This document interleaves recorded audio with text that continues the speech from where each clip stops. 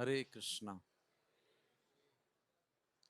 जय राधा माधवा कुंज बिहारी।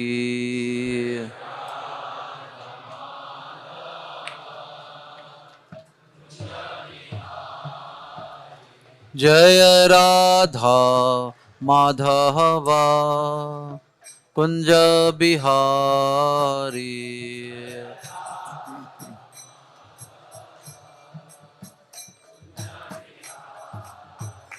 जय गोपी जना वल्लभा गिरिवरधारी।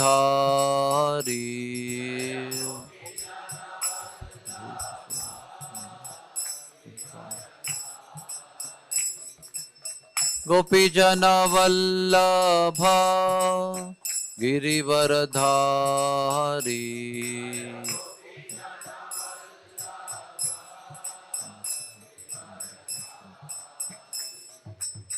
यशोदनंदन ब्रज जनरंजना।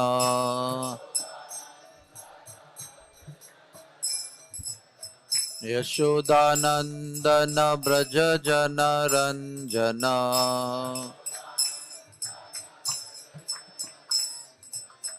यमुना तीरावनचारी।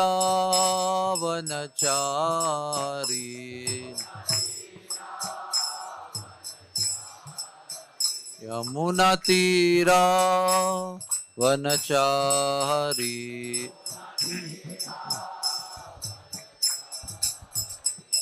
जय राधा माधवा कुंज बिहारी।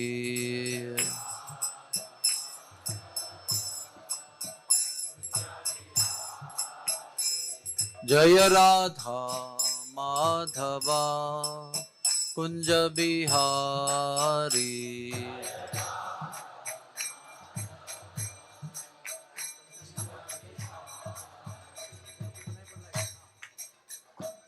जय राधा माधवा कुंज बिहारी।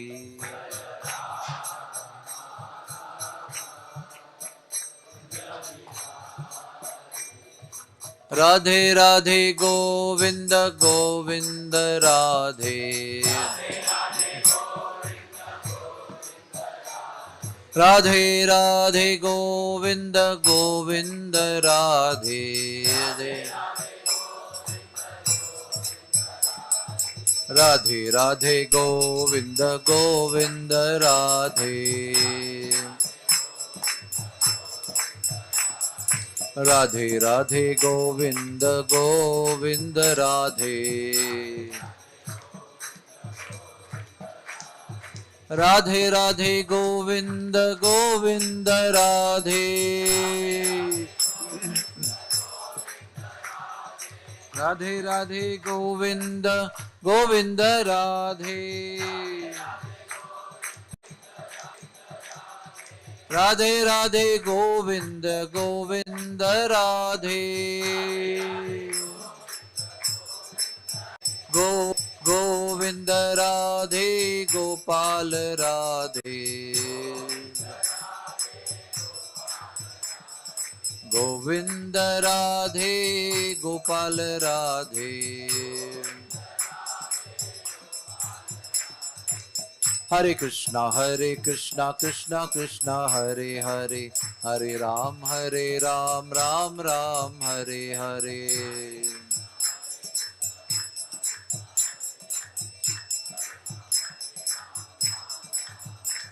हरे कृष्णा कृष्णा कृष्णा हरे हरे। हरे रामा राम राम हरे हरे।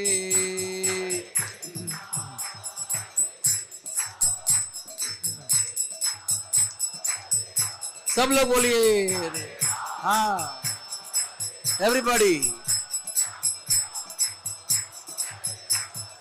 हरे कृष्णा कृष्णा कृष्णा हरे हरे। हरे रामा राम राम हरे हरे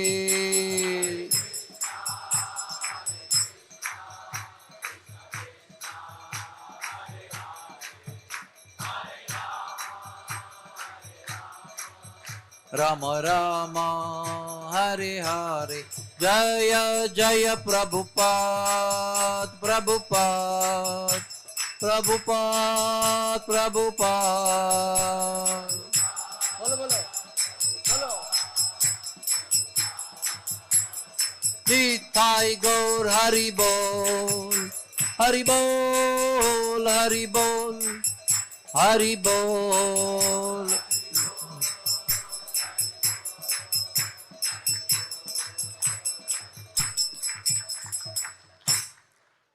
बोलो जय जय श्री राधे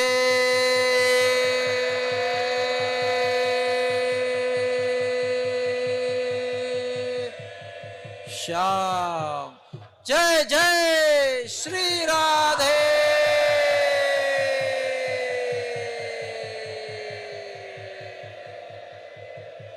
श्याम जय जय श्री राधे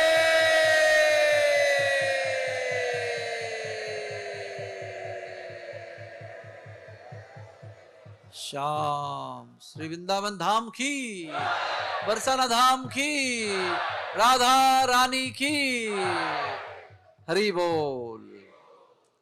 तो आज के इस सुंदर पावन पर्व भाद्रपद शुक्ला अष्टमी के इस पवित्र दिन पे श्री श्री राधा अष्टमी के पवित्र पावन पर्व पर आप सबका स्वागत है। हरि बोल।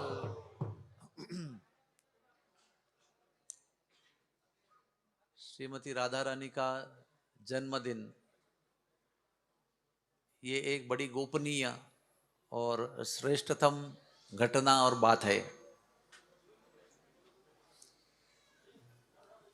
ये हमारे भक्ति मार्ग के विषय का रहस्य है,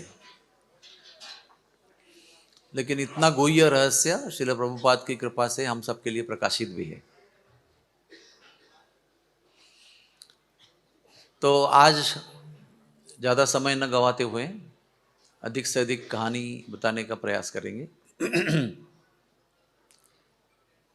तो परसों एक प्रश्न आया था ना कि राधा रानी कृष्ण से बड़ी है कि कृष्ण से छोटी है, तो उसका उत्तर भी बड़ा रहस्यमय है कि वो एक साथ उनसे बड़ी भी है और एक साथ उनसे छोटी भी है। अचिंत्य भेदाभेद तत्व। तो पुराणों में एक सुंदर कथा आती है कि भागवत आप पढ़ेंगे तो आपको समझ में आएगा कि सती देवी दक्ष राजा की कन्या थी। उसके यज्ञ में सती ने अपना शरीर जो है भस्म कर दिया यज्ञ में। फिर वो पार्वती के रूप में हिमालय की पुत्री बनी और इसलिए उनका नाम पड़ा पार्वती। पहले वो सती नाम था, अगले जन्म में वो पार्वती बनी। और सती के जीवन में भी वो शंकर जी की पत्नी थी और पार्वती के जीवन में भी उन्हें बालपन से ही, कन्यापन से ही तपस्या की शंकर, और शंकर जी को, महादेव जी को अपने पति के रूप में प्राप्त कर लिया। तो उसके पहले छोटी सी कहानी बता देता हूं आपको। 3 महासतियां थी वैकुंठ में, और वो एक दिन विष्णु का दर्शन करने के लिए वैकुंठ में आई। तो वहां पर 4 कुमार थे जो वयोवृद्ध ऋषि थे, करोड़ों अरबों वर्ष के उम्र के थे, पर उन्होंने अपने योग बल से और अपनी इच्छा शक्ति से अपने शरीर को केवल 4 साल का बना के रखा था, ताकि उनके शरीर में कोई काम वासना, विषय वासना प्रवेश ही न करें। बाल्यकाल बड़ा पवित्र होता है, बड़ा शुद्ध होता है।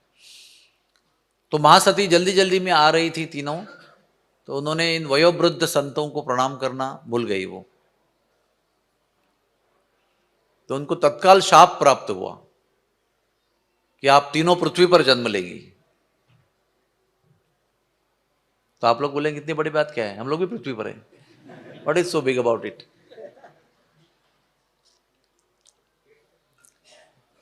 जब तक शराबी शराब के नशे में चूर होकर गटर में रहता है, तब तक उसको गटर का कोई परेशानी नहीं होती। एक बार नशा उतर के बाहर निकलेगा, स्नान करेगा, गटर के कपड़े उतार देगा और फिर नए स्वच्छ कपड़े पहनकर अपने गैलरी में खड़े होकर उस गटर को देखेगा, बोलेगा बाप रे मैं इसमें था। तो गटर में है, उस गटर की गंदगी और बू और बुराई को समझने के लिए गटर से बाहर निकलना पड़ेगा। तो जब तक गटर में ही है तब तक सब कुछ ठीक है। नाक भी आपका सीजनड हो गया है उस स्मेल के लिए, शरीर भी सीजनड हो गया है, इसलिए हम लोगों को यहाँ पर इतना बुरा नहीं लगता है। भौतिक दुनिया में इस बदबू वाले, वृद्ध होने वाले, बीमार होने वाले, मरने वाले शरीर में रहते हुए भी हमको इतना प्रॉब्लम नहीं है। लेकिन एक बार कोई यहाँ से मुक्त हो गया और किसी यहाँ से स्वर्गलोक भी चला गया, तो भी नीचे से देखते समय बहुत दुख होता है उनको, बाप रे कैसे रहते हैं लोग। जैसे हम जब सुअर और मादा सुअर को देखते हैं गटर से लदे हुए, तो हम लोग कैसे घृणा करते हैं, वैसे ही देवता लोग हमको देखकर घृणा का अनुभव करते हैं। लेकिन उसके परे गए हुए लोग जो हैं, वैकुंठ में गए हुए हैं, वो स्वर्ग के देवी देवताओं को और अप्सराओं को देखकर भी घृणास्पद भावना को अनुभव करते हैं। तो हम वो 3 महासतियों की बात कर रहे हैं, वहां पर भी वो श्रेष्ठ हैं 3 महासतियां।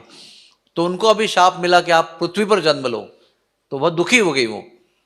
उतने में विष्णु जी आए द्वार पर और उन्होंने कहा कि आप चिंता मत करो, ये आपके लिए शाप नहीं है, ये मेरी योजना है।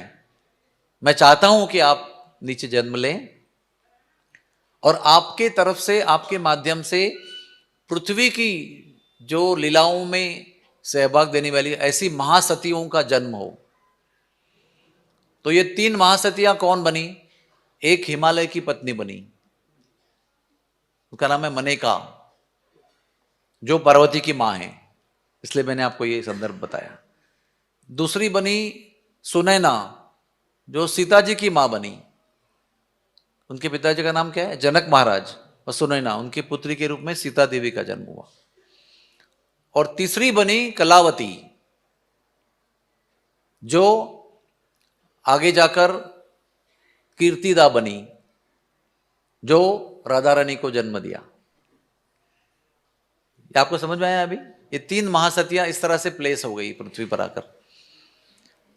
तो ये जो सुचंद्र और कलावती, इनका विवाह होता है। और ये सुचंद्र जो थे राजा नृग के पुत्र थे, भागवत में आता है ना नृग राजा। तो कान्यकुब्ज यानी कन्नौज नाम का जो उत्तर प्रदेश में प्रदेश है, वहां पर एक राजा थे, उसका नाम था भलनंदन। उस राजा के यज्ञ कुंड से कलावती प्रकट हुई थी। जैसे द्रौपदी थी, याज्ञ से नहीं कहते उनको, वो दिव्य जन्म होता है यज्ञ से। तो फिर उनका विवाह सुचंद्र से होता है और स्वर्गीय 12,000 वर्ष वो तप करते हैं। एक दिन जो होता है स्वर्गीय लोगों का, वो हमारे 6 महीने का होता है। जब हमारा 1 साल बीतता है तो उनको 2 ही दिन बीतते हैं। ऐसे उनके 30 दिन का 1 महीना होता है, ऐसे 12 महीने का 1 साल होता है। और ऐसे जो भी है, ऐसे 12,000 वर्ष उन्होंने तप किया, केवल पेड़ से गिरे हुए जो सूखे पत्ते हैं उसको ग्रहण करते हुए। कच्चे पत्ते भी नहीं, पक्के जो गिरे हुए सूखे पत्ते। और ब्रह्मा जी ने दर्शन दिया उनको और कहा कि, पहले बताया कि सुचंद्र को बताया आप क्या चाहते हो, तो कहते कि हम मोक्ष चाहते हैं। तो उन्होंने तथास्तु कर दिया। तो कलावती तो महासती थी, उन्होंने कहा आपने मुझे पूछे बिना मेरे सामने मेरे पति को मोक्ष कैसे दिया, मेरा क्या होगा? तो ब्रह्मा जी, देखिए ध्यान से सुनिए, ब्रह्मा जी डर गए। इंपॉर्टेंट सेगमेंट है, ब्रह्मा जी डर गए क्योंकि ब्रह्मा जी सती के सामने डर जाते हैं शाप के भय से। सतीत्व जो है ना, पातिव्रत्य, इतना श्रेष्ठ शक्ति है कि स्वयं ब्रह्मा जी डरते हैं उससे। तो ब्रह्मा जी तुरंत डर गए, बोले कोई बात नहीं, कोई बात नहीं, मैं आपको वरदान देता हूं कि आप भगवान के अंतरंगा शक्ति की माता बनोगी। अंतरंगा शक्ति भगवान की योग माया आपसे जन्म लेंगी, और जब तक ये होगा, अभी समय है ना उसके लिए, वैवस्वत मनु के 28वें द्वापर में श्री कृष्ण आएंगे, फिर राधा रानी आएंगी, फिर वो जो भी होगा, समय है उसके लिए। तब तक आप चिंता मत करना, आप मेरे लोक में रहिए, दोनों मिलकर ब्रह्मा लोक में, ताकि आपका समय जो है, आपको मोक्ष की आवश्यकता नहीं, आप मेरे लोक में रहिए और योग्य समय पर आप दोनों पृथ्वी पर जन्म लीजिए। फिर महासती कीर्तिदा देवी आपके योग कोख से जन्म लेगी। इस तरह से सुचंद्र कलावती ब्रह्मा लोग गए प्रतीक्षा करते हुए, तप करते हुए कि योग्य समय आएगा। तो समय यहाँ बताया आपको मैंने, बलनंदन राजा के यज्ञ कुंड से कलावती उत्पन्न हुई, नृग राजा से सुचंद्र उत्पन्न हुए और उन्होंने तप किया। और अगले जन्म में सुचंद्र राजा जो है वो वृषभानु महाराज बने। और वृषभानु महाराज का भाई इतिहास है, मैंने आपको कल बताया था। वैवस्वत मनु, फिर सगर राजा, फिर दिलीप, फिर रघु, फिर रशंग राजा, फिर वृषभानु महाराज। उसके पहले कुंज भानु, ये वृषभानु जी के दादाजी हैं। फिर उनके पुत्र महिबानु, ये वृषभानु जी के पिताजी हैं। और महिबानु जी को 9 पुत्र हुए। हाँ, महिबानु जी को 9 पुत्र हुए। 4 जो है वो वृषभानु जी से बड़े हैं और 4 जो है वो उनसे छोटे हैं। तो राधा रानी के 4 ताऊ जी हैं और 4 काका जी हैं, 4 ताई जी हैं, 4 काकी जी हैं, टोटल 9 भाई हैं। तो इसके पहले इतिहास ऐसा है कि जैसे मैंने बताया ना, पार्वती जी का जन्म हुआ, उनका शंकर से विवाह हुआ महादेव से। और महादेव तो ऐसे देवता हैं जो ब्रह्मा जी के पुत्र होने पर भी ब्रह्मा उनकी पूजा करते हैं, ऐसे महान है महादेव जी। परम वैष्णव भगवान के, सदैव भजन में रत रहते हैं। तो विंध्य पर्वत भी व्यक्ति है, जैसे हिमालय व्यक्ति वैसे विंध्य भी व्यक्ति है, लेकिन पर्वत रूप में सेवा कर रहे हैं भगवान की। तो विंध्य पर्वत को ऐसे लगा कि अरे मेरे जो भाई हैं हिमाचल हिमालय, उनको ऐसी पुत्री प्राप्त हुई है जिनके पति महादेव हैं, तो मैं भी चाहता हूं कि मुझे भी ऐसी कन्या हो जिसका होने वाला पति महादेव को भी परास्त कर सके। ये एक दिव्य योजना है, ये हमारे जैसे ईर्ष्या नहीं है, दिस इज नॉट एनवी।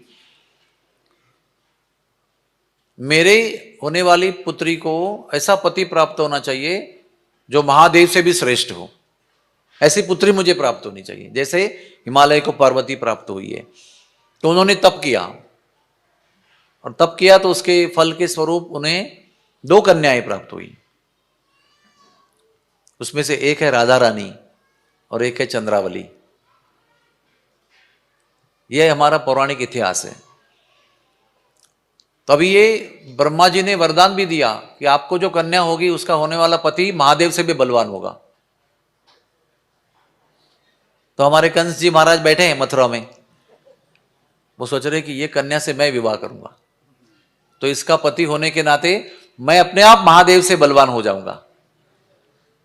अरे इन्होंने महादेव जी का तप भी किया हुआ है वरदान प्राप्त करने के लिए।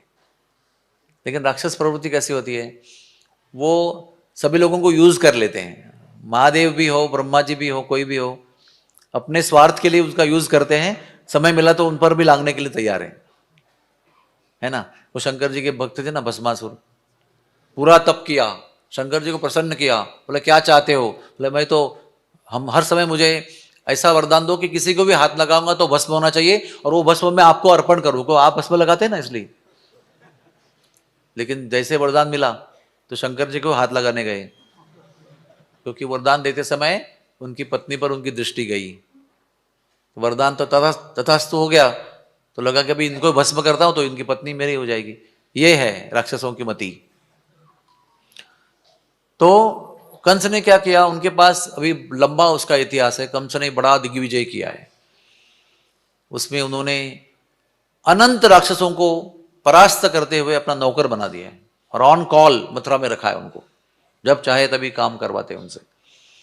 तो पुतना को बुलाते हैं, बोलते पुतना जाओ, विंध्य को 2 कन्याएं प्राप्त हुई हैं, उनको उठा के ले आओ, मैं उस पर से एक कन्या से विवाह करना चाहता हूं। तो पुतना आई। पुतना कैसी है? खेचरी है। खेचरी, खेचरी का मतलब क्या होता है कि उसका ऐसी विद्या है कि वो घास का तिनका लेकर उसको अभिमंत्रित करके उसको हवाई जहाज बना सकती है, और उस पर बैठकर वो कहीं भी सफर कर सकती है। और उसका और एक स्वभाव है, उसको नवजात शिशुओं का खून अच्छा लगता है, बहुत बहुत प्रिय है, फेवरेट फूड। तो वो वहां से मथुरा से तिनके पर बैठकर उड़ी। और विंध्य पर्वत कहां पर है? अरे जिस राज्य में आप रहते हो उसी में विंध्य पर्वत है, विंध्याचल महाराष्ट्र में है।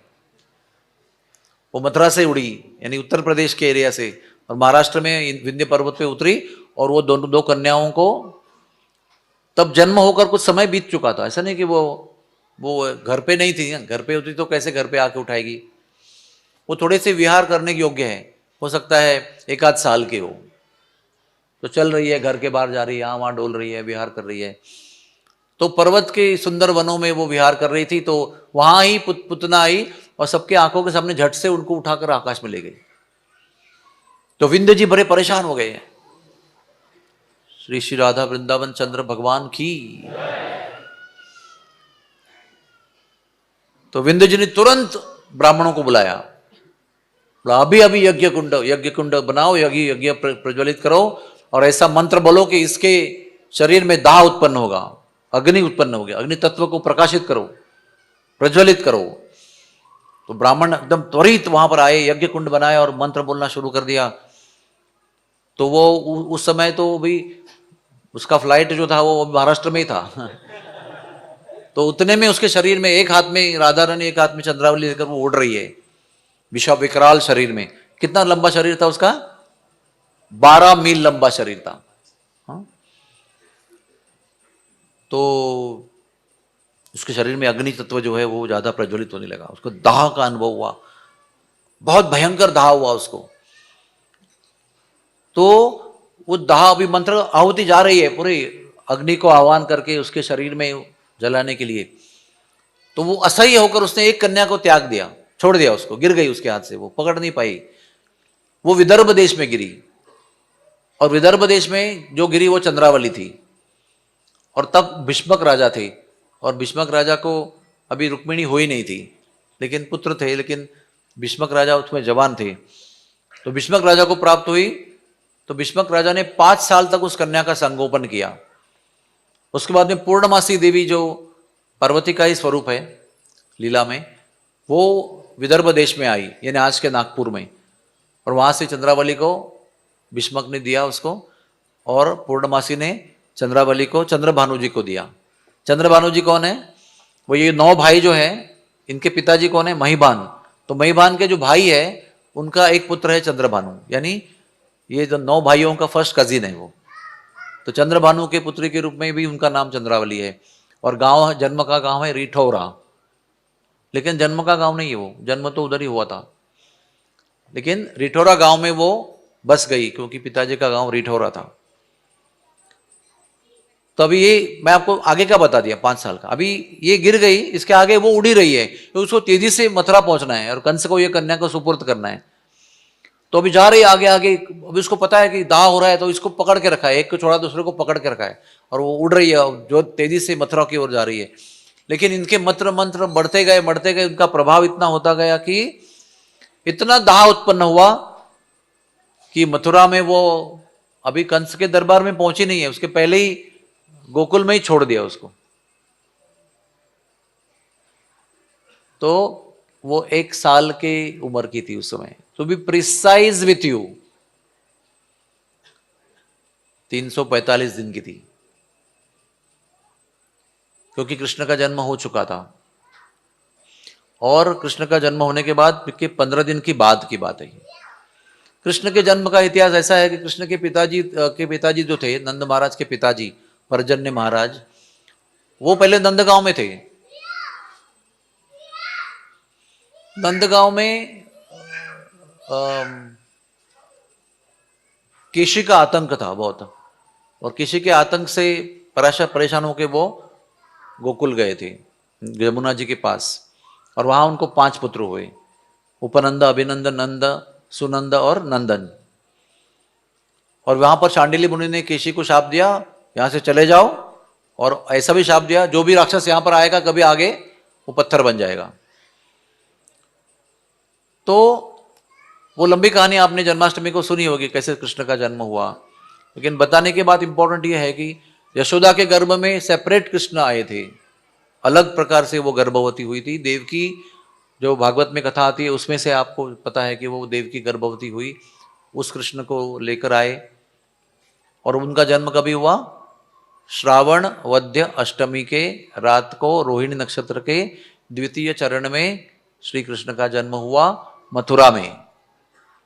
और रोहिणी नक्षत्र के उसी दिन के उसी नक्षत्र के तीसरे चरण में गोकुल में यशोदा ने कृष्ण को जन्म दिया। और फिर जो कृष्ण को लेकर आए वसुदेव, वो कृष्ण यशोदा वाले कृष्ण में विलीन हो गए। और जब यशोदा गर्भवती हुई तो उसके गर्भ में योगमाया भी प्रवेश कर चुकी थी जुड़वा बहन के रूप में। तो जब यशोदा ने जन्म दिया तो जुड़वा जन्म दिया, पुत्र और पुत्री को। लेकिन भगवान की इच्छा से, योगमाया के प्रभाव से उसको इतनी ग्लानि आई कि उसको पता ही नहीं चला कि जन्म कितने लोगों को दिया, 1 को दिया, 2 को दिया, पुत्र पुत्री, 2 पुत्र 2 पुत्री, कुछ पता नहीं चला, सब गोकुल पूरा सो गया। उसमें केवल जागरूक व्यक्ति एक ही थे, वसुदेव। उन्होंने आकर, जो बताया गया था, कृष्ण ने 4 भुजा के रूप में दर्शन दिया था और कहा था कि मुझे तुरंत गोकुल ले जाओ। तो एक ही बार स्तनपान करा के बालक रूप में, 4 भुजा का रूप छोड़कर 2 भुजा का रूप धारण करके बालक रूप में एक बार स्तनपान करके देवकी कृष्ण जो है वो गोकुल गए और यशोदा कृष्ण में विलीन हो गए। वे 2 बचे तो कन्या को लेकर वसुदेव लौटे। ये घटना कभी की है? श्रावण वद्य अष्टमी की। उसके बीच में ये घटना हुई कि पुतना उड़ी आकाश में 2 कन्याओं को लेकर, एक कन्या को ड्रॉप किया और दूसरी कन्या को पहुंचते पहुंचते 15 दिन हो गए कृष्ण के जन्म के बाद। और अभी आज का दिन है भाद्रपद शुक्ला अष्टमी। हाँ, जब ये हुआ तो उस समय गुरुवार का दिन था, विशाखा नक्षत्र था और अरुणोदय की बेला थी। यानी एक होता है सूर्योदय, एक होता है अरुणोदय। हमको लगता है दोनों सेम है, लेकिन दोनों सेम नहीं है। अरुण जी सूर्य के सारथी हैं और वो गरुड़ जी के भाई भी हैं, विनता देवी के पुत्र हैं, पहले पुत्र हैं, बट सूर्यदेव के सारथी बने वो। तो वो जब आते हैं तो गोल्डन प्रकाश आता है, उसको अरुणोदय भी कहते हैं। अरुण उदय, अरुण देव के समय जब भी उदय होता है तो गोल्डन प्रकाश आकाश में आता है। अब जब सूर्यदेव आते हैं तो फिर एकदम तेजस्वी सफेद रंग का प्रकाश होता है, उसको हम सूर्य उदय कहते हैं। तो अरुण उदय की बेला पर विशाखा नक्षत्र के समय गुरुवार के दिन भाद्रपद शुक्ला अष्टमी के भोर के समय ब्रह्मा मुहूर्त में ये गिरी। और राधा रानी जब गिरी तो गिरते ही एक सहस्त्र दल सुंदर विशाल कमल वहां उत्पन्न हो गया, जिसके बीच के हेमपीठ पर एक बिस्तर जैसा वातावरण निर्माण हुआ। अति सुकोमल, पू केसरों से युक्त, मुलायम राधा रानी के लिए निर्माण हो गया। और राधा रानी वहां पर अभी शयन कर रही है। और यहाँ नंद बाबा और वृषभानु महाराज को, क्योंकि दोनों जमुना किनारे रहते हैं, इनका भी घर जमुना किनारे है और रावल जहाँ पर वृषभानु महाराज भी बसे हुए हैं, जब वो आए वहाँ पर तो वृषभानु महाराज भी वहाँ पर आके बसे। उनको भी संतान नहीं थी, इनको भी संतान नहीं थी, तो यमुना किनारे रह गए वो कि यमुना की कृपा से संतान प्राप्त होगी। यमुना का किनारा बहुत शुभ है। तो इनको तो पुत्र प्राप्ति हो गई थी, इनको अभी तक हुआ नहीं, लेकिन दोनों को सुबह का एक उनका क्रम था, नित्य क्रम, जमुना जी में जाके भोर के समय पे स्नान करना। तो ऐसे ही भोर के समय वृषभानु महाराज जमुना जी में जा रहे हैं रावल गांव से, अपने रावल राज्य से। तो जब आप 4 बजे कभी निकलते हो बाहर कभी भी, तो क्या आशा करते हो कि अंधेरा होगा ना। तो जमुना जी में हर रोज अंधेरे का अनुभव करते हैं, स्नान करते हैं, फिर अपना मंत्र विधि करके संध्या वंदन करके लौट के आते हैं। इस दिन, आज के दिन जब वो भोर के समय वहां पहुंचे तो उनको दिव्य प्रकाश, अनंत सूर्य जैसा तप्त प्रकाश दिखाई पड़ा इतने अंधेरे के समय पे। और वो दिख रहा है कि जमुना जी से आ रहा है प्रकाश। तो वो सच्चा कह रही कहां से प्रकाश आ रहा है? तो जमुना जी में प्रवेश किया उन्होंने हर रोज की तरह। तो उनको पता चला कि ये यमुना जी से नहीं आ रहा है, यमुना जी में कमल है उसमें से आ रहा है। तो और पास में गए तो पता चला कमल से भी नहीं आ रही है, कमल के अंदर एक सुंदर कन्या है, उसके शरीर से ये दिव्य आभा निकल रही है। तो बड़े मोहित हो गए वो। अभी आमतौर पे हम एक चांद सूर्य को भी देख नहीं सकते ना, हमारी आंखें तो 2 सेकंड में चकाचौंध हो जाती है। ये अनंत कोटि सूर्यों का प्रकाश था। लेकिन विश्वभानु महाराज भी सूर्य के अवतार हैं, स्वयं सूर्य के अवतार हैं, चंद्रवंश के राजा हैं वो, उनके अंदर वो योग्यता है, इसलिए उस तेज को वो देख रहे हैं और झेल पा रहे हैं। हम सहन कर, ऐसा नहीं कह सकते, हम लोग सहन करते हैं, उनको तो आनंद आ रहा है, उसमें से दिव्य आनंद की अनुभूति हो रही है। तो फिर क्या होता है, उसी समय ब्रह्मा जी प्रकट होते हैं और ब्रह्मा जी कहते हैं, हे वृषभानु महाराज, आप आश्चर्य मत करना, आप पिछले जन्म में राजा निक के पुत्र थे, आपका नाम सुचंद्र था, आपका कलावती के साथ विवाह हुआ और कलावती और आपने मिलकर 12,000 स्वर्गीय वर्ष तप किया। तब हमने आपको वरदान दिया कि भगवान की अंतरंगा शक्ति आपकी पुत्री के रूप में प्राप्त होगी, तब तक आप मेरे पास रहे। और वही वरदान के फल के रूप में आज आपको ये भगवान की अंतरंगा शक्ति पुत्री के रूप में प्राप्त हो जा रही है। आप इसको बड़े आनंद से घर ले जाइए। तो थोड़ा कलावती का इतिहास यह है कि कलावती देवी जो है वो इंदुसेन गोप और मुखारा देवी, इनके घर में उनका जन्म हुआ, कलावती देवी का, कीर्ति के रूप में। अभी वो कलावती थी तो कीर्ति के रूप में आई। गांव है मुखारा, मुखारा गांव, मुखाराई, वो राधा कुंड से, गोवर्धन में राधा कुंड से केवल 1 किलोमीटर दूर है। एक मुखाराई है, एक बसोती है। तो मुखारा में मुखाराई देवी राधा रानी के नानी का नाम है और मुखाराई देवी ने कीर्तिदा को जन्म दिया, 2 भाइयों को भी जन्म दिया, 2 मामा है राधा रानी को। तो उस प्रकार से नंद महाराज ने कीर्तिदा और वृषभानु महाराज का विवाह संपन्न किया। तो ये सब ब्रह्मा जी उनको बता रहे हैं कि आप पुराने जन्म में कौन थे, अभी कौन है, अभी आनंद से इस कन्या को घर ले जाओ। तो बड़े आनंद से प्रफुल्लित होकर उन्होंने उस कन्या को कमल से उठाया और अपनी गोद में लेकर अपने घर पे चले गए और भोर के समय पे अपनी पत्नी को दिखाया। पत्नी बड़ी आनंदित हुई, इतने सुंदर उसके अंग थे। एक राधा रानी का नाम है कृशांगी, यानी कृष्ण का वैसे अर्थ जो है लौकिक अर्थ है कमजोर, कृष्ण शरीर मतलब कमजोर शरीर, लेकिन दिव्य अर्थ उसका यह है कि बहुत ही सुकोमल, अति अति कोमल। ये कृष्ण के और राधा रानी के अंग के विषय में वर्णन आता है कि इनका शरीर नवनीत मक्खन से भी अधिक मुलायम था। नवनीत की मुलायमता को आपने कभी देखा है? फ्रेश दही हम मंथन करते हैं दही का और फ्रेश मक्खन निकालते हैं, तो आपने कभी देखा होगा कि ऐसे पकड़ेंगे और ऐसे मिलाएंगे तो आपकी उंगलियां मिल जाएंगी, है ना, मक्खन में से ऐसे मिल जाएंगी आपकी उंगलियां।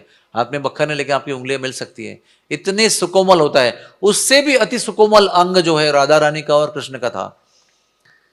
इसलिए यशोदा माई को और कीर्ति मैया को सदैव इनको उठाने के लिए बहुत संकोच होता था, क्योंकि हमारी उंगलियां जो है वो कितनी सख्त हैं इनके शरीर के कोमलता के सामने।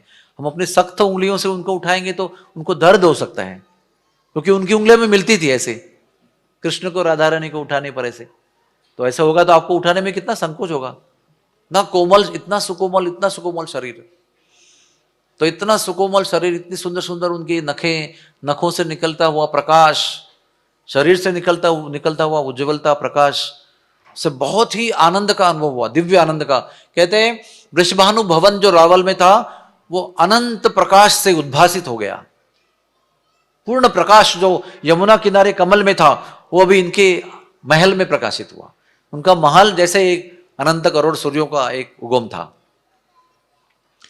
लेकिन वो दुखी भी हुए एक ही साथ में, क्योंकि इतनी सुंदर, इतनी सुकोमल, इतनी तप्त कांचन वर्ण की कन्या जो थी वो आंख नहीं खोल रही थी और उन्होंने बहुत सारा खिलौना बजा के देखा तो वो सुन भी नहीं रही थी और मुख भी नहीं खोल रही थी। बालक रोता है ना, बालक रोता है, हम लोग खुशियां मनाते हैं, है ना। वो रोता है, हम लोग आनंद मनाते हैं, क्योंकि वो एक अच्छे हेल्थ का लक्षण है, बालक का रोना जन्म होते ही। और ये बालिका ना रो रही है, ना हिल रही है, ना देख रही है, ना कुछ नहीं कर रही है।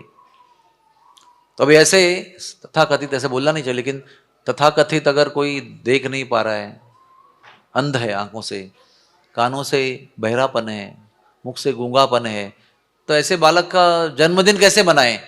इतनी खुशी की बात तो है, इतने समय के बाद दैवी दृष्टि से, दैवी कृपा से, ब्रह्मा जी के आशीर्वाद से ये दिव्य कन्या ऐसे दिव्य तरीके से प्राप्त हुई है, तो कितना बड़ा उत्सव मनाना चाहिए। ऐसे मन में उमंग है, लेकिन संकोच भी है, कैसे मनाएं? तो भौतिक दुनिया ऐसी होती है। मटेरियल वर्ल्ड में कैसा होता है, एक ही साथ में दुख और सुख साथ साथ चलता है। कोई भी चीज जो है ना, परफेक्टली प्योर हैप्पीनेस कभी मिलता नहीं यहां पर, जब तक हम मटेरियल वर्ल्ड में हैं। कुछ ना कुछ तो खोट रहेगा। कितनी भी सौंदर्यवती कोई कन्या रहेगी, कुछ ना कुछ एक खोट रहेगा उसके अंदर। कितना भी सौंदर्यवान पुरुष होगा, कुछ ना कुछ कमी होगी उसके अंदर। यही, इसी का नाम भौतिक जीवन है। आनंद भी इतना हो रहा है, लेकिन अभी संकोच भी हो रहा है, कैसे करें? उतने में नारद मुनि ब्रज में आए थे। नारद मुनि ब्रज में आए थे, तो वो कृष्ण के दर्शन के लिए उनके जन्मोत्सव पे आए थे। और वो तो त्रिकालदर्शी, उनको सब पता है प्रभु का प्लान क्या है। तो वो समझ भी चुके थे, अगर प्रभु आ रहे हैं या आ गए हैं, उनका जन्मोत्सव भी मनाया जा रहा है, मनाया गया है, तो निश्चित रूप से ब्रज में ही कहीं उनकी जो प्रियतमा है राधा रानी, उसने भी जन्म लिया होगा। तो अभी वो सोचेंगे कि अभी मैं आया ही हूं, तो उनके भी दर्शन करके ही जाऊंगा। तो वो घर घर में गए, घर घर में गए, घर घर में उनकी पाद्य पूजा हुई, उनका सत्कार हुआ, उनको माला पहनाई गई, उनको भोग लगाया गया, दक्षिणा दी गई। और इनकी केवल एक ही खोज थी, आपके घर में कोई नई नई कन्या जाई है क्या? जाई है मतलब जन्म लिया है क्या? तो नहीं, वो ग्वाल बालों को दिखाते थे। तो ऐसे हर घर में ब्रज की रोटी खाते हुए, ब्रज की रोटी प्रसाद खाते हुए, सबका सत्कार स्वीकार करते हुए नारद जी हर एक घर में गए, हर एक ब्रजवासी के घर पे गए। तो ये हम समझ सकते हैं कि उसमें 15 दिन बीत गए। और वो वृषभानु महाराज के घर आए, उनके घर में प्रकाश दिखा उनको, तो उनके घर में प्रवेश किया। और वही उन्होंने पाद्य पूजा की, सत्कार किया, उनको भोग दिया, उनको दक्षिणा दी, उनका आदर सत्कार किया, चरण प्रक्षालन किया। और नारद मुनि का एक ही प्रश्न है, आपके घर में कोई कन्या जाई है? और एक भी ऐसा मैंने पढ़ा है कि नारद मुनि के पास एक चार्ट था, जैसा हमारा था ना जीपीएस चार्ट, ऐसा कुंडली थी उनके पास। कुंडली आप कह सकते हो, कुछ भी कह सकते हो, जिसमें से उनको दिखाई पड़ रहा था कि इसमें होगा। तो वैसे ही आए वो वृषभानु महल में और पूछा कि आपके पास कोई कन्या है? तो उन्होंने श्री दामा को सामने किया और कहा कि हमारे पास पुत्र है। तो नारद मुनि को लगा मेरा चार्ट गलत कैसे हो सकता है, लेकिन अभी क्या करे, तो मना कर रहे, तो किसी और घर में होगी। तो उन्होंने आशीर्वाद दिया कि ये आपका जो पुत्र है वो कृष्ण का बहुत निकट का सखा होगा। और वो थोड़ा सा पजल होके जाने लगे, जा ही रहे थे। अभी उन्होंने क्यों नहीं बताया उनको भी संकोच था, कैसे बताएं कि हमको अंधी कन्या हो गई है। बताने का तो बहुत है, लेकिन संकोच भी हो रहा है। जब जाने लगे तो जो घर में बहुत सारी गोपियां सब रहते हैं ना, राजा रानी के महल में तो बहुत सारे लोग रहते, तो ये सब ब्रजवासी ब्रजवासी वरिष्ठ गोपियां वहां पर उपस्थित है। कीर्ति मैया की सब सहेलियां हैं। वो कह रहे हैं कीर्ति को और वृषभानु महाराज को, महाराज रानी जी आप बता क्यों लेते, इनको बताते क्यों नहीं है? आप जानते नहीं है साधु लोगों की कितनी शक्ति होती है, इनके प्रभाव से क्या नहीं होता है। चमत्कार करते हैं साधु लोग, भगवान के बंदे हैं, ये भगवान के भक्त हैं, इनके अंदर प्रचंड शक्ति होती है। तो जैसे कहते हैं ना कि डॉक्टर, वकील और संत और गुरुदेव, यानी संत या गुरुदेव के सामने कुछ छुपाना नहीं चाहिए, नुकसान आपका ही होगा। आपका कुछ होगा किंतु परंतु मन में, लेकिन आप अगर इनके पास कुछ छुपाते हैं तो आपका कल्याण नहीं होगा। तो आप जाओ, उनको बुलो, संकोच मत करो। उन्होंने पूछा आपको कन्या है कि आपको बताना चाहिए था, तो फिर उन्होंने दौड़ाया गोपियों को, सेविकाओं को, जाओ जाओ जाओ महाराज जी को बुलाओ, दोबारा बुला के ले जाओ। तो कन्याएं दौड़ी, बोले महाराज महाराज है कन्या है, आ जाओ आ जाओ। तो तुरंत जैसे धीरे धीरे उदास होकर जा रहे थे, एकदम भाग के लौट के आए और उनको अंतपुर में ले गए। बोले ये अंतपुर में पलने में राजा रानी पौड़ी हुई थी, वहां से दिव्य प्रकाश निकल रहा था। तो नारद मुनि ने देखा, बोले ये हमारी कन्या है। हमको संकोच हो रहा था कि ये जन्म से जब से प्राप्त हो, बस फिर पूरी कहानी बताई, ऐसे ऐसे हुआ, मैं गया और अभी सुबह सुबह मैं उनको ले आया, बहुत प्रसन्न है, ऐसे हुआ।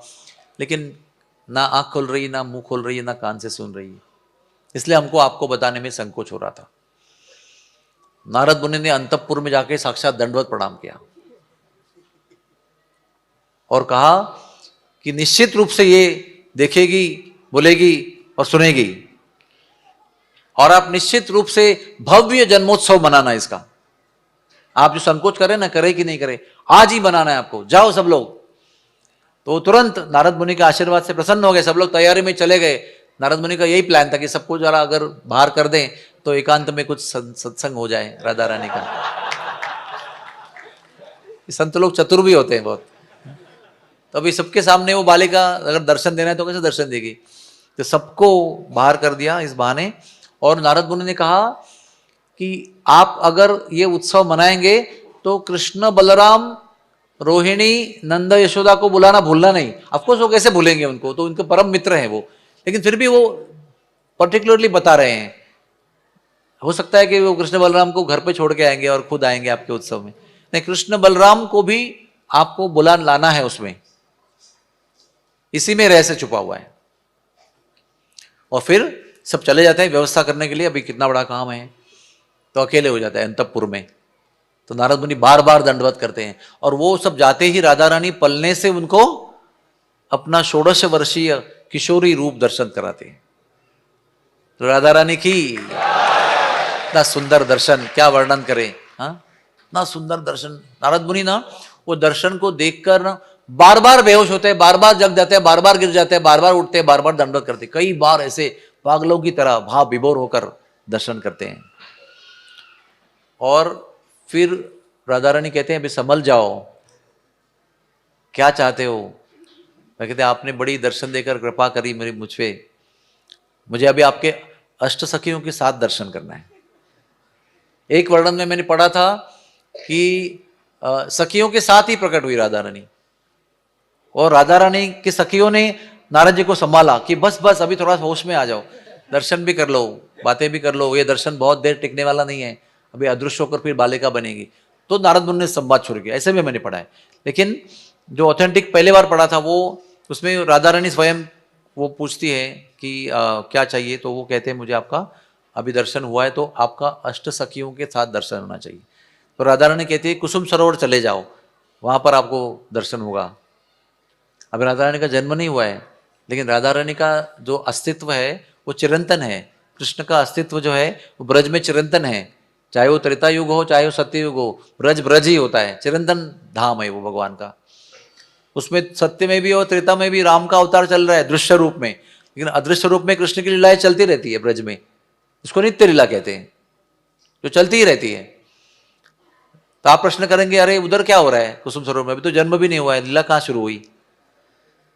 तो नारद मुनि रावल से जो गोकुल में है वहां से जैसे होता है ना भाव विभोर होकर, वो कभी लोटपोट हो रहे हैं, कभी खड़े हो रहे हैं, कभी दौड़ रहे हैं, कभी उड़ रहे हैं, कभी गिर रहे हैं, कभी दंडवत कर रहे हैं रज में, ऐसे ऐसे उनको पता ही नहीं कब वो गोवर्धन पहुंच गए, ऐसे रोज में रज में लोटपोट होकर वो पहुंच गए। और जब वहां पहुंचे कुसुम सरोवर, तो वहां पर वृंदा गोपी और माधवी गोपी, ये दो प्रधान गोपियां उनको मिली, उन्होंने उनका स्वागत किया। वो तो सब अंतर्यामी सब जानते हैं कि कैसे आ गई। तो दोनों ने मिलकर उनको कुसुम सरोवर के दक्षिण कोने में स्नान कराया, पानी में, दिव्य जल में। और स्नान करते ही नारद मुनि को गोपी शरीर प्राप्त हो गया, वो गोपी बन गए, नारदीय गोपी।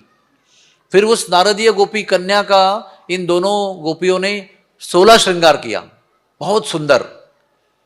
और कुसुम सरोवर में जो किनारा है ना चौकोन, उसके अंदर अदृश्य ब्रिज हैं, चारों कोने से जाते हैं बीच में अदृश्य, और वो चारों जो ब्रिज हैं वो बीच में जब मिलते हैं एक ऐसा जगह निर्माण होता है, स्थान, उसमें एक सुंदर कमल है। ताहे शोभे कनक कमल वृंदावन रम्य स्थान दिव्य चिंतामणि धाम रतन मंदिर मनोहर तार मध्य हेम क्या वो कनक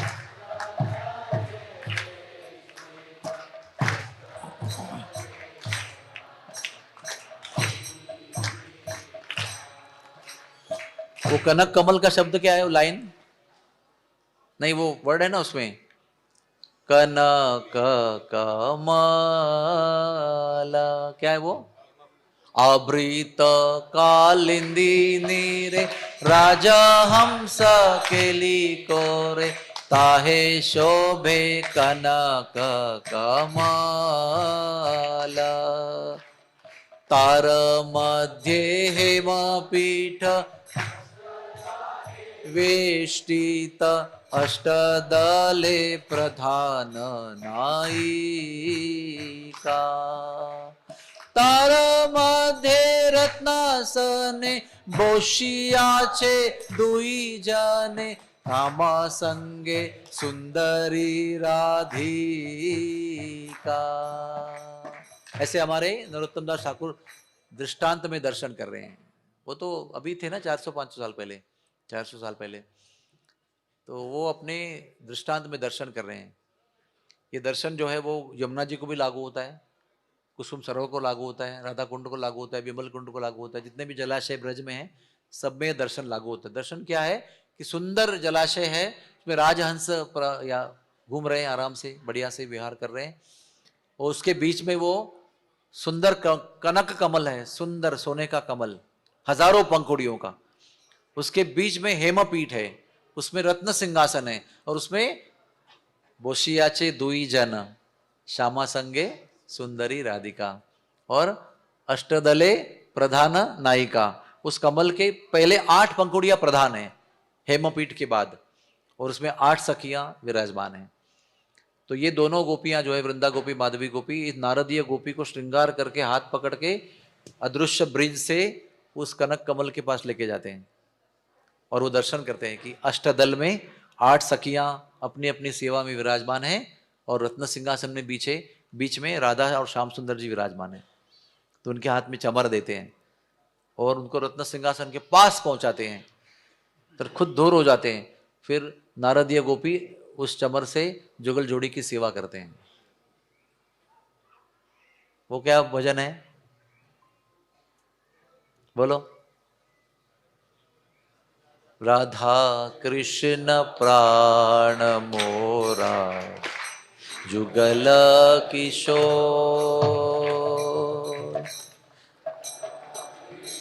प्राण मोरा जुगल किशोर, जीवने मरणे गति हर नाही मोर, जीवने मरणे गति हर नाही मोर, गांथिया मालतीर माला दिबो दोहार गले, अधरे तुलिया दिबो कर्पूर तंबूले,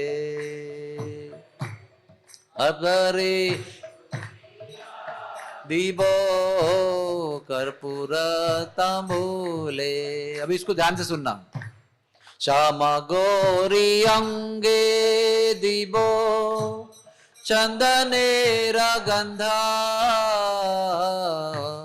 श्यामा गौरी अंगे दिबो चंदनेर गंधा, चमर डुलाबो खोबे हेरिबो मुख चंद्र, चमर डुलाबो कबे हेरिबो मुख चंद्र, राधा कृष्णा प्राण मोरा युगल किशोर, राधा कृष्ण प्राण मोरा युगल किशोर, जीवने मरणे गति हारो नाही मोर,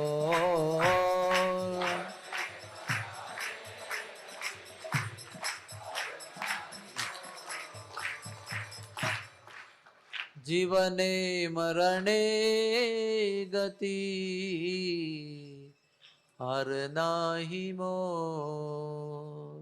तो ये जो लाइन है ना, चामर डुलाबो खोबे हेरिबो मुख चंद्र, चामर कैसे ढलता है, ऐसे और ऐसे, जिनको धुलाते हैं वो सामने रहते हैं, तो ऐसे और ऐसे, तो क्या होता है बीच में हेरिबो मुख चंद्र, हेरिबो मुख चंद्र, हेरिबो मुख चंद्र, तो दोनों के बीच में जो विषय है हमारा सेवा का, सेव्य, उनका दर्शन होता है। तो नारद मुनि ने गोपी के रूप में दर्शन किया। ऐसे दर्शन और किसने किया है? इसी प्रकार का दर्शन महादेव, हाँ, गोपेश्वर बने, उनको भी ललिता सखी ने और विशाखा सखी ने मिलाकर, जब वो सखी बनकर आए थे ना, मानसरोवर में सखी बनकर आए वो, तो उनका श्रृंगार किया, और रास मंडल, अभी रास शुरू नहीं हुआ, रास मंडल में उनको बीच में लेके गए रत्न सिंहासन के पास, हाथ में चामर दिया, फिर वही चामर ढुलाबो कबे हेरिबो मुख चंद्र, मुख चंद्र को निहार रहे हैं। फिर बहुत देर तक उनकी तो आशा पूरी हुई ना, उनको जो वरदान मिला था कि आप कुसुम सरोवर जाओ, तो उनको अष्ट सखियों के साथ राधा श्याम सुंदर का, राधा रानी का दर्शन हुआ। फिर उनको वापस लेके आए, दो सखियों ने उनको वहां पर वही दोबारा स्नान कराया, और फिर उनको पुरुष शरीर प्राप्त हुआ। तो राधा रानी और श्याम सुंदर के रत्न सिंहासन के पास से निकलते हुए राधा रानी बड़ी प्रसन्न हुई और उनको आशीर्वाद दिया कि आप अभी रही रहो, और हमारे दोनों के जुगल जोड़ी के विग्रहों के विषय में, पूजा अर्चना के विषय में आप ग्रंथ लिखो। तो नारद मुनि कहते हैं, मुझे तो दक्ष राजा का शाप है कि मैं एक जगह पर 3 दिन के ऊपर रुक नहीं सकता। तो राधा रानी ने एक बहुत सुंदर बात बताई उनके उत्तर में। उन्होंने बताई बात ये कि वो शाप जो है वो दक्ष राजा का दिया हुआ भौतिक विश्व में एप्लीकेबल है। ये दक्ष राजा का नियंत्रित भौतिक विश्व नहीं है, ये मेरा निज धाम है, ये मेरा घर है। हरि बोल, वृंदावन धाम की, गोवर्धन धाम की, कुसुम सरोवर की। तो ये मेरे धाम में दक्ष राजा का शाप लागू नहीं है। आप यहां जहां चाहे जितना चाहे समय रह सकते हो, निश्चिंत होकर आप आराम से रहो। तो नारद मुनि बजाए वीणा राधिका रमण नामे, नारद मुनि बजाए वीणा राधिका रमण नामे। ऐसे गाते गाते वीणा बजाते हुए चले गए, 1 ही किलोमीटर आगे बस गए। नारद कुंड वहां पर है, और वहां पर नारद मुनि ने नारद पंचरित्र की विधि का ग्रंथ लिखा, जो हम अभी भी फॉलो करते हैं। तो ये सब कुछ उसी दिन हुआ, आज के दिन, राधाष्टमी के दिन। हरि बोल। कुसुम सरोवर में अनेक लीलाएं हुई, उसमें एक लीला जो है राधा रानी के जन्मदिन पे संपन्न हुई। और यहां पर क्या हुआ, ये लोग ये तो चले गए, हाँ, अपना आनंद लेकर। यहां पर पूरा समारोह आयोजित हुआ, सब घोषणा हुई, हाँ, सबको बताया गया, आओ आज राधा रानी का जन्मदिन है, वृषभानु के घर लाली जाई है, कीर्ति मैया को लाली प्राप्त हुई है, बधाई हो, बधाई हो, बधाई हो। तो सब लोग, अभी वो इतना सुंदर प्रसंग है, वृषभानु महल में हो रहा है, लेकिन बरसाने में नहीं, रावल में हो रहा है। तो गोकुल से पास में ही नंद महाराज, यशोदा माई और बालक कृष्ण बलराम उसको गोद में लेकर आए। नन्हे बालक है ना, अभी 15 साल के, 15 दिन के है ना अभी। लेकिन भगवान जो है ना, उनका एक विशेषता है, वो जन्म से ही बहुत फास्ट थे। 1 साल में इतने बड़े हो गए थे जब तृणावर्त का वध किया उन्होंने। और कहते थे कि, कहते हैं जीव गोस्वामी बताते हैं कि वो 1.5 गुना उनकी ग्रोथ होती थी। तो 3.5 साल में 5 साल के हो गए वो। ये भी एक रहस्य की बात है। इसलिए भगवान का एक्चुअल एज 3.5 था, लेकिन उनको गोपाष्टमी का गौओं का जिम्मेदारी उस दिन सौंप दिया गया। थोड़ा कठिन है समझना ये, क्योंकि उसका वैसे 5 साल का रेफरेंस भी है, क्योंकि 5 साल के 5वें बर्थडे पे अगासुर को मारा उन्होंने, बलराम जी के 5वें बर्थडे, यानी उसके बाद कृष्ण का बर्थडे आता है ना, तो वो 5 साल, इनका भी 5 साल, इनका भी 5 साल, तो उसमें उनको उन्होंने अगासुर का वध किया। 1 साल सब ग्वाल बाल ब्रह्मा जी की गुफा में रहे। नेक्स्ट बलराम जी का बर्थडे आया तो फिर बलराम जी नहीं आए, तो उस दिन ब्रह्मा जी का ब्रह्म विमोहन, यानी मोह से मुक्त हो गए, वो मोहित होकर मुक्त हो गए, और तब उनको गौ और गोपाष्टमी का उत्सव संपन्न हुआ। उस 6वें बर्थडे के बाद में जो कार्तिक अष्टमी आई, शुक्ल वद्य अष्टमी, उस दिन ये विधि हुआ, ये भी वर्णन आता है। तो दोनों वर्णन सच है, क्योंकि दिस इज अचिंत्य भेदाभेद तत्व। भगवान, सब सारे विरोधाभास भगवान के अंदर एक रूप हो सकते हैं। ऑल दी क्या कहते हैं, contradictions, they get reconciled in the personality of Godhead. Everything is existing simultaneously. Simultaneously Radha Rani का विवाह हुआ भी नहीं, और एक बार नहीं 5 बार हुआ है, ये भी सत्य है। राधा रानी का कृष्ण के साथ 5 बार विवाह हुआ है, 5 स्थानों पे। और दृश्य ब्रज जिला के उपलक्ष्य में उनका राधा रानी का तो विवाह हुआ ही नहीं है। परकीय रस, तो गुप्त रूप में स्वकीय रस, लौकिक रूप में परकीय रस, एक साथ में ब्रज में हो रहा है। एक साथ में वो दुल्हन के रूप में नंदगांव में बसी हुई है, एक साथ में वो अभिमन्यु की पत्नी होकर जावट में भी बसी हुई है। इसलिए भगवान की लीला को अचिंत्य कहा गया है। नोबडी कैन गिव परपोर्ट, ऐसा क्यों और ऐसे कैसे। तो अभी उत्सव मनाया जा रहा है, सब लोग धुआंधार, सब लोग सज धज के आए, गोपियां सब, सबको खबर मिल चुकी है। तब तक तो खबर नहीं मिली थी, अभी खबर मिली वृषभानु के घर लाली जाई है, तो सब लोग भाग भाग के आ रहे हैं, फूलों की माला पहना के आ रहे हैं। सब ब्रज की, गोकुल की गलियों में सब फूल ही फूल है, क्योंकि जितने फूल उनके शरीर पर है वो दौड़ के आ रही हैं, तो कुछ फूल गिर रहे हैं, तो ऊपर से पुष्प वृष्टि भी हो रही है देवताओं की तरफ से, सब जगह फूल ही फूल। आज की तारीख में बरसाने में भी हेलीकॉप्टर से गवर्नमेंट की तरफ से पुष्प वर्षा होती है, कितने साल से हो रही है, पहले नहीं होता था। पहले की गवर्नमेंट राधा रानी के अनुकूल नहीं थी। आज कई सालों से हर राधाष्टमी को, हर जन्माष्टमी को ब्रज के ऊपर फूलों की वर्षा होती है। उसमें गोनी गोनी ऐसे डालते हैं, और सारे वो वृषभानु महल जो है ना, भानुगढ़ राधा रानी का मंदिर, वहां पर गिरते हैं फूल। तो अभी देवता लोग आकाश से वर्षा कर रहे हैं, इतना सुंदर वातावरण है, तो इतने लोग आ रहे हैं, बधाई हो करके गीत गा रहे हैं। हाँ, वंदी, मागध, सूत, अलग अलग प्रकार के गायक बुलाए गए हैं, वाद्य बजाने वाले बुलाए गए हैं, और नाचने वाले बुलाए गए हैं। सब लोग उसमें, देवता लोग भी शामिल हो गए हैं। कोई बनी मालिन, कोई बनी धाड़िन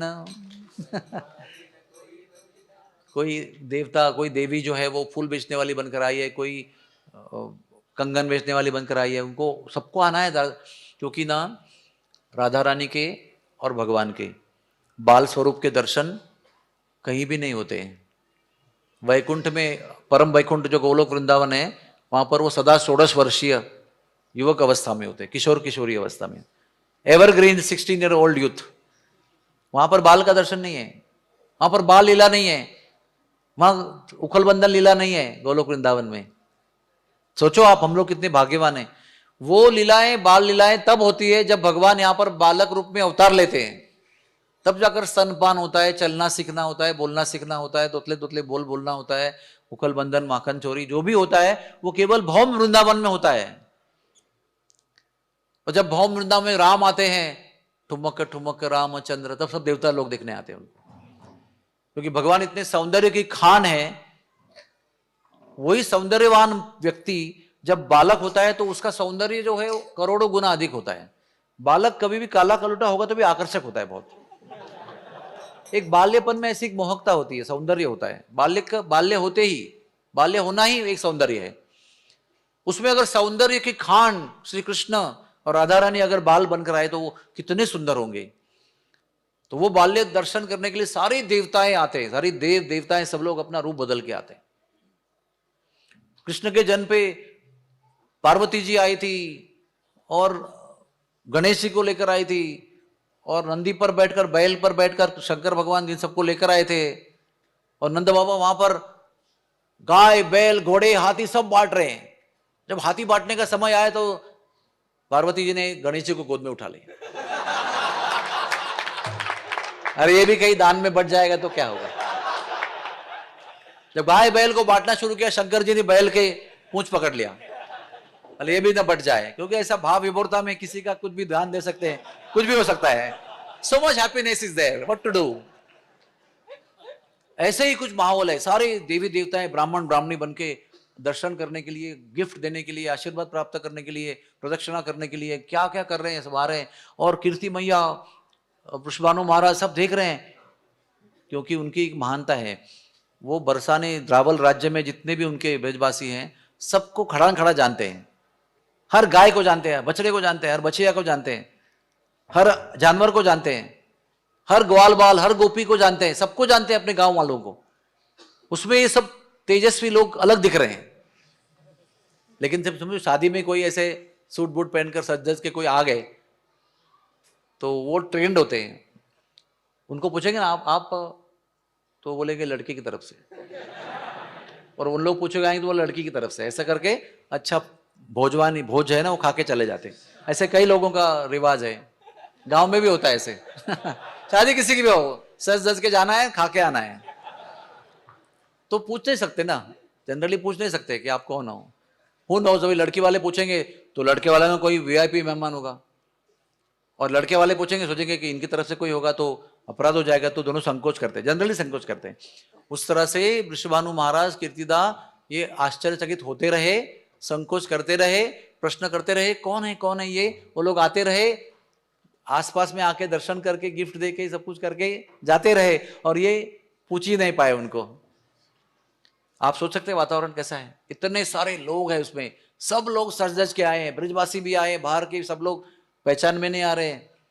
फिर नंद बाबा, रोहिणी, यशोदा, दो बालकों को लेके आते। अभी उनको मिलकर उनको पुत्र प्राप्ति हुई तो कितना आनंद है। तो पहले उन्होंने मनाया जाके वहां पर। अभी इनको पुत्री हुई तो उनको कितनी आनंद है। तो सब लोग गले गले मिल रहे हैं, आलिंगन दे रहे हैं, अश्रु बहा रहे हैं, आनंद के अश्रु बहा रहे हैं। तो कीर्ति मैया दोनों रानियों को मिल रही है, वृषभानु महाराज नंद बाबा को मिल रहे हैं। उतने में मैंने कहा ना 15 महीने के हैं, लेकिन भगवान क्या नहीं कर सकते हैं। 15 साल 15 महीने की या दिन की उम्र हो तो क्या फर्क पड़ता है। हाथ से निकल गए, और रेंगते रेंगते कृष्ण जो है वो राधा रानी के कक्ष में प्रवेश किया उन्होंने। इसमें दो प्रकार के वर्णन हैं, ध्यान से सुनना। जैसे ही कृष्ण उस कक्ष के दरवाजे के पास आए, द्वार के पास आए, तुरंत राधा रानी ने आंखें खोल दी। क्यों? क्योंकि कृष्ण के शरीर से दिव्य सुगंध आती है। वो सुगंध जब राधा रानी के नाक में प्रवेश किया तो समझ गई मेरे प्रियतम आ गए। तो उन्होंने तुरंत आंखें खोल के दर्शन किया, किल्लोल किया मुख से और कानों से सुना।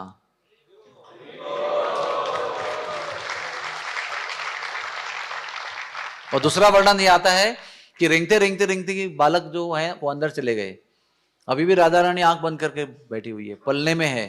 अब पलना थोड़ा ऊंचा होता है ना, तो जब रेंगता हुआ बालक होता है वो क्या करता है, वो किसी चीज को पकड़ के खड़ा हो जाता है ना। या तो पिताजी की धोती, मम्मी की साड़ी, या कोई ऐसा आसन है, कोई इसका पैर है, तो उसको पकड़ के बालक खड़ा होने का प्रयास करता है, जब उसको अपने आप खड़े होने की शक्ति नहीं होती है।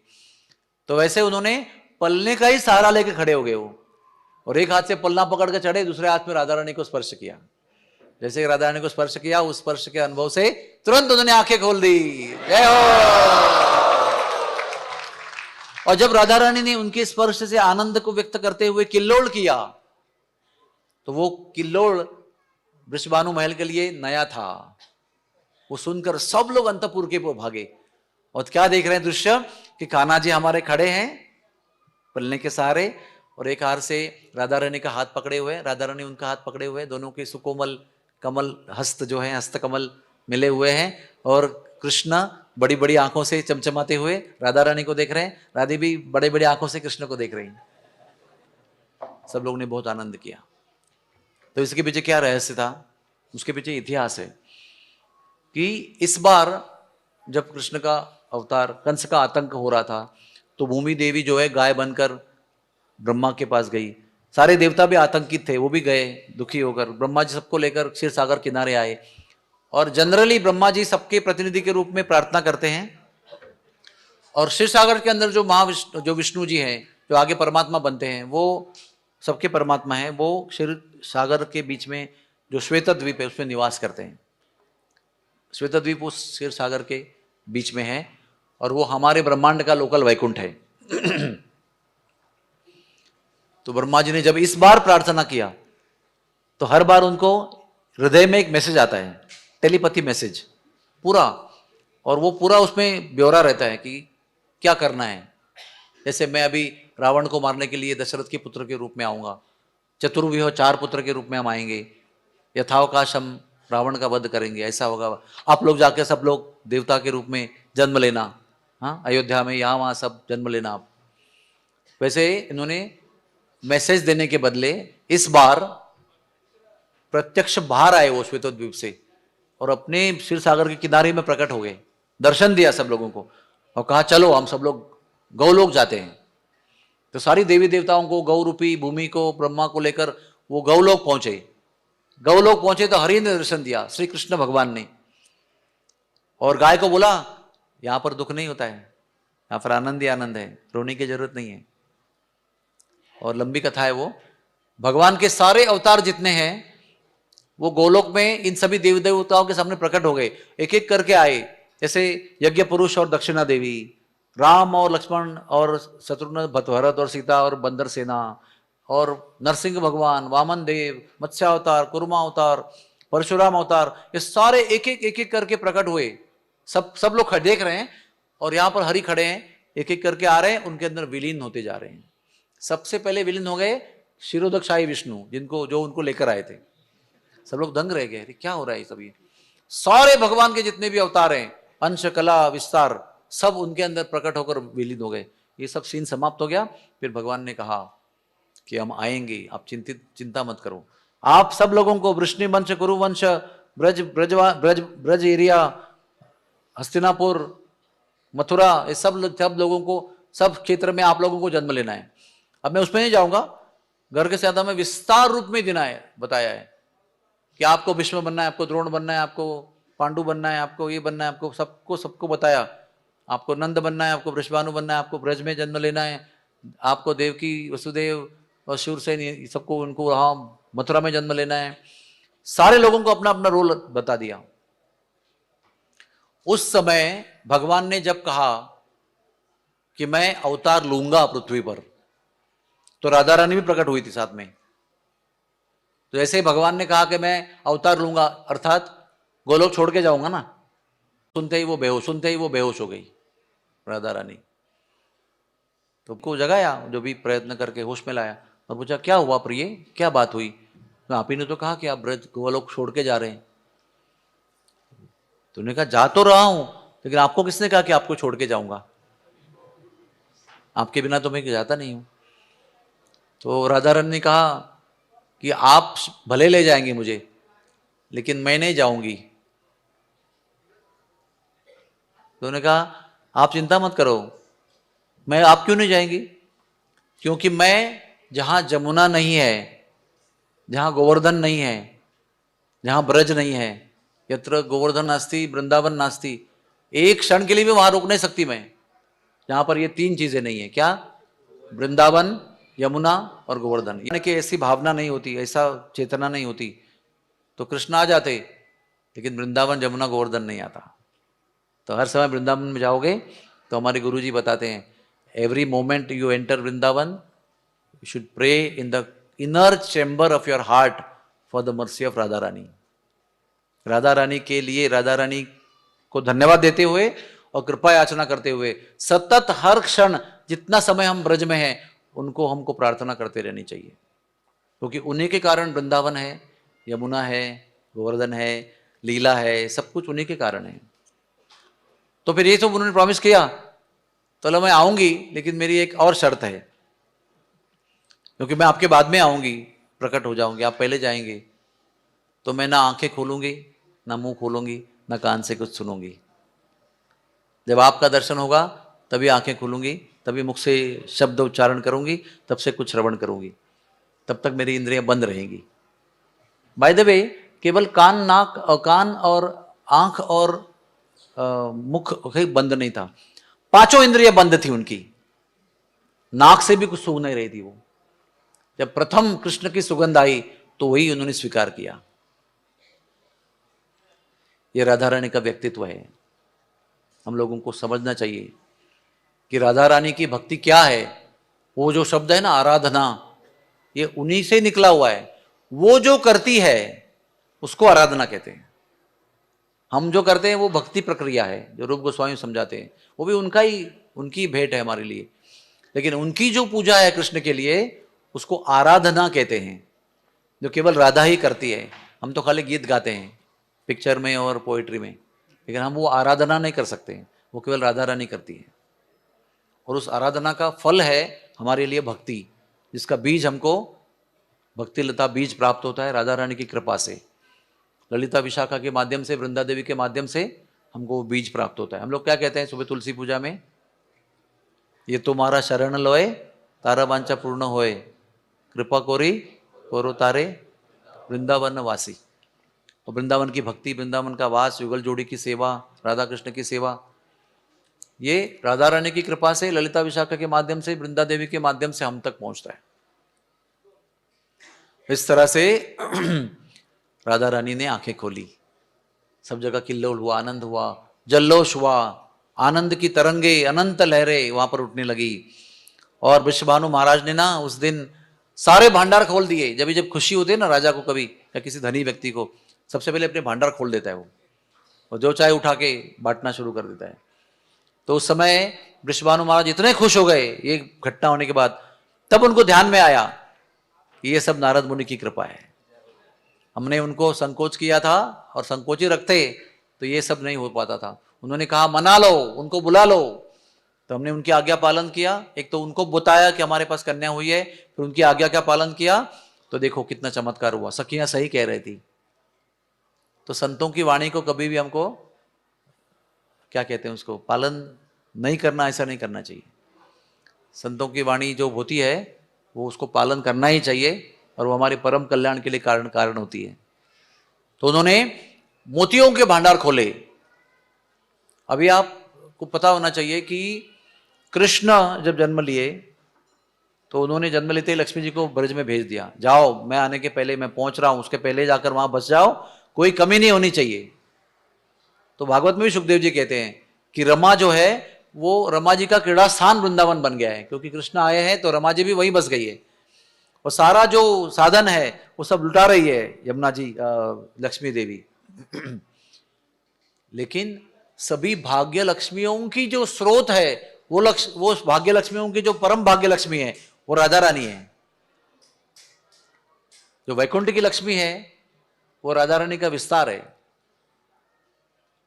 तो जब स्वयं राधा रानी प्रकट हो गई है तो नेचुरली वृषभानु महाराज का जो ऐश्वर्य है वो नंद महाराज से कई गुना ज्यादा है। इसके कई प्रमाण आगे लीला में पता चलते हैं हमको। तो उन्होंने मोतियों के भंडार खोले, सबको बांटे, सब साधुगण ब्राह्मणगण सब ले रहे भर भर के, सबको जितना चाहे लुटा रहे। ऐसा नहीं कि भाई एक एक ही दे रहे, दो दो दे रहे हैं, एक और दे मिल सकता है क्या, ऐसा नहीं। हम बोलेंगे एक और मोहन थाल देंगे तो जरा। सबको लुटा रहे हैं, कुछ कमी नहीं है। वो भंडार खाली कर दिया उन्होंने। हाँ, और वो सब साधु लोग है ना, सब धोती में लेकर जा रहे हैं। थोड़ा दूर गए पता चला अरे हीरे का भंडार खोला है, वो सब डाल दिया उधर ही जो लिया था, भागे वापस। तो अभी क्या हो रहा है, सुबह रास्ते में ब्रज की गलियों में मोती मोती छा गए। फिर उसके बाद में भागे तो महाराज वृषभानु जो है वो हीरो का भंडार लुटा रहे हैं। वो लोगों को झोली भर भर के हीरे दे रहे हैं, वो लेके सब प्राप्त होके जा रहे हैं। थोड़ी देर पता चलता है कि वो एमराल्ड, क्या बोलते हैं, माणिक, पाचू, ऐसे 9 प्रकार के रत्न होते हैं। एक नील मणि होता है, सैफायर, वो नील रंग का होता है। एक हरे रंग का पाचू होता है, एक माणिक होता है। ऐसे कई प्रकार के अलंकार होते हैं। अभी तो देखने को मिलते ही नहीं है, पहचान ही नहीं है। At the most gold and diamond, उसके आगे हमको पता ही नहीं क्या है। और अधिकतर मोती मिलते हैं, नकली मिलते हैं। लेकिन ओरिजिनल मोती जो होते हैं वो समुद्र के नीचे शिंपले के बीच में होते हैं, उसको बहुत मुश्किल से प्राप्त किया जाता है। तो वो सब भंडार थे उनके पास, तो उन्होंने पासों के, माणिक के, सब सब खोल दिए। तो हर बार, मैं बताऊंगा नहीं, हर बार भागे ये लोग, हर बार दूर गए, सब उधर ही छोड़ दिया जमीन पे, फिर भागे। इस प्रकार के अनंत प्रकार के रत्न सारे ब्रजभूमि पर बिखरे हुए थे, कोई उनकी परवाह नहीं कर रहा था। अरे इतने गिरे हुए, गिरो, गिनो गिनो, इतना धन लुटाया जा रहा है, तो कोई उसकी परवाह नहीं कर रहा है। कहते हैं कि राधा रानी के आने का ये प्रमाण है। राधा रानी आती है तो भी वो ब्रजवासी लोग अच्छी तरह गाते हैं, वो कहते हैं कि अरे जो भूखा था कल वो भी धनीराम, वो भी, उसके घर में हलवा कचौड़ी और उसके धन धान्य भंडार भर गए। यानी आज आप गरीब हो, झोपड़ी में रहते हो, आपके अन्न नहीं है, आप भिक्षुक हो, अचानक उसके घर में धन के भंडार भर गए और हलवा पकौड़ा सब पकवान उत्पन्न हो गए उसके घर पे, और वो चकाचल माल छान रहे हैं। जो गरीब था वो धनीराम हो गया, भूखा था वो भोजन से संपृक्त हो गया। इस प्रकार से हर प्रकार का ऐश्वर्य, हर इंद्रिय के लिए, हर प्रकार के मन के लिए आनंद का ऐश्वर्य वहां लुटता चला गया। दिन भर वृषभानु महाराज इतना लुटाए, इतना लुटाए, और इनमें कहा है कि इतना लुटाने के साथ साथ दानी प्रवृत्ति भी लुटा दिया उन्होंने, क्योंकि वो जो ले रहे थे सब लोग ना, उन्होंने भी बांटना शुरू कर दिया उसको, वो भी उस मोह से मुक्त हो गए। इतने आनंद का अनुभव किया उन्होंने कि जिस आनंद से वृषभानु महाराज राधा रानी को प्राप्त करने के कारण लुटा रहे हैं, उसी आनंद को भी प्राप्त किया, वो दानी प्रवृत्ति को भी प्राप्त किया, उदारता को प्राप्त किया, उदार्य को प्राप्त किया, उन्होंने भी लुटाना शुरू कर दिया। इस प्रकार से 84 कोस पूरे ब्रज भूमि में सब जगह अलंकार अलंकार रत्नी भरे हुए थे। सारे देवता लोग आकर ने दर्शन किया, कीर्ति मैया, वृषभानु महाराज सब देखते रह गए। इस प्रकार से राधा रानी का जन्मदिन संपन्न हुआ। बोलो राधा रानी की। वृषभानु के आंगन में भगवान की अंतरंगा शक्ति व्यक्ति स्वरूप धारण करते हुए उनको अपने बाल्यकाल का चिरंतन आनंद देने के लिए वहां प्रकट हुए। कृष्ण भगवान नंद भवन में बलराम जी के साथ, और वृषभानु महल में राधा रानी। अभी जैसे कृष्ण की लीला है ना, वैसे इनकी भी लीला है। फॉर एग्जाम्पल, वृषभानु महल में अभी राधा रानी छोटी सी है तो रेंग रही है, तो आंगन में कीर्ति मैया, वृषभानु महाराज बैठे हुए हैं और राधा रानी रेंग रही है। तो रेंगते रेंगते वो किसी व्यक्ति को देखते हैं, पुरुष को, तो उनको लगता है मेरे बाबा हैं, इसलिए उनके लंबे कुर्ते को पकड़कर वो खड़ी हो जाती है। वो जब कुर्ता खिंच जाता है तो वो जो कोई पुरुष है वो देखता है पीछे कौन है। जब पीछे देखता है तो इनकी नजर भेंट होती है ना, राधा रानी भी देखती है, उन्हों भी देखते हैं, तो समझता है कि ये मेरे पिताजी नहीं है, छोड़ के भागती है कीर्ति मैया के गोद में। सेम लीला नंद भवन में भी है। ये वल्लभाचार्य जी इसका वर्णन करते हैं। सेम लीला नंद भवन में भी है, सेम लीला वृषभानु महल में भी है। फिर कीर्ति मैया उनको चलना सिखाती है, बोलना सिखाती है, उनकी गोद में स्तनपान कराती है। सुंदर सुंदर रेंगती हुई राधा रानी की लीलाएं वृषभानु महल में संपन्न हुई। हाँ, तो एनीवेज बहुत सारा कुछ बताना है आपको। बिफोर वी गो, अभी 10 मिनट के बाद में अभिषेक शुरू होगा। संक्षेप में, इसी महीने के, आज अष्टमी है ना, तृतीया के दिन 26 अगस्त को तुंग विद्या देवी का जन्मदिन है। अष्ट सखी में से सबसे सीनियर जो है तुंग विद्या, तृतीया में जन्म हुआ। एक्चुअली सबसे सीनियर ललिता देवी है, उसका जन्म 4 अगस्त को हो गया। 27 दिन पहले, आज कितना तारीख है, 31 अगस्त, 27 दिन पहले 4 अगस्त को ललिता जी का जन्मदिन इस्कॉन में कई संदर्भ में मनाया गया। सबसे सीनियर वो है, 27 दिन बड़ी। फिर 5 दिन बड़ी जो है वो तुंग विद्या देवी है। आज के दिन केवल राधा का जन्मदिन नहीं है, आज राधा रानी के साथ विशाखा देवी और चंपकलता का भी जन्मदिन है। फिर परसों जब दशमी आएगी तो उस दिन चित्रा सखी का जन्मदिन है, जो चिकसोली गांव की है, जहां हमारा अस्पताल है, भक्ति वेदांता आई हॉस्पिटल, वो चिकसोली के गांव में, चित्रा सखी के गांव में है। और जो एकादशी आएगी, हाँ, जिसको हम दान परिवर्तनी एकादशी कहते हैं, वामन द्वादशी के पहले वाली, महाद्वादशी के पहले वाली, उस दिन इंदुलेखा देवी का जन्म है, भाद्रपद शुक्ला एकादशी। और भाद्रपद शुक्ला मतलब शुक्ल क्या, भाद्रपद पूर्णिमा, जिसको हम भद्र पूर्णिमा कहते हैं ना, भागवत जी वितरण करते हैं, वो भाद्रपद पूर्णिमा के दिन रंग देवी और सुदेवी का जन्म हुआ है। और भाद्रपद त्रयोदशी को, द्वादशी को वामन देव का जन्म हुआ है, अलग लीला में, सत्ययुग में। और त्रयोदशी के दिन आगे कुछ सालों के बाद में राधा रानी अपने हाथों से ललिता जी का विवाह कृष्ण से करती है ऊंचे गांव में, और दोनों को पलने में बिठाकर झुलाती है त्रयोदशी के दिन। आज भी वो ललिता का ब्याहुला, यानी ब्याह, उसको वहां पर ब्याहुला कहते हैं, हर एक का ब्रज में अलग अलग नाम होता है। तो ललिता जी का ब्याहुला त्रयोदशी के दिन संपन्न होता है ललिता के गांव में, बड़ी धूमधाम से, बहुत बड़ा भोज सबको बांटा जाता है, बहुत ब्रज वहां इकट्ठा होता है। एक तरह से प्राइवेट इवेंट है ये, लेकिन फिर भी बहुत सखियों के गांव से सब लोग ब्रजवासी एकत्र हो जाते हैं। तो अभी हम यहाँ पर अपनी कथा को विराम देते हैं, और आप लोग सब अभिषेक की तैयारी करेंगे। फिर हम 11:30 ना, 11:30 11:15 को फिर दोबारा यहाँ पर आएंगे, और आगे की बहुत सारी कथाएं हैं उनको बताने का प्रयास करेंगे। हरि बोल। जय जय Shri Radhe.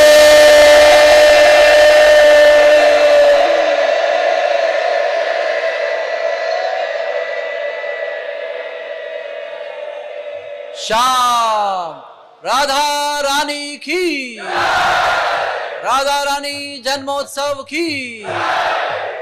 Thank you very much. Hari बोल।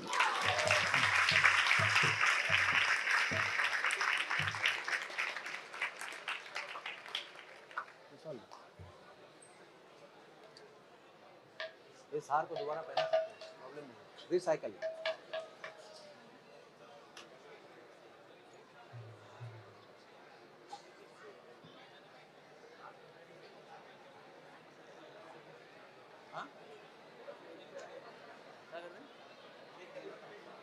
तो मिलूंगा अभी, आप देखो, आप देख लीजिए, मिल सकता आप मैं हूँ ये तो।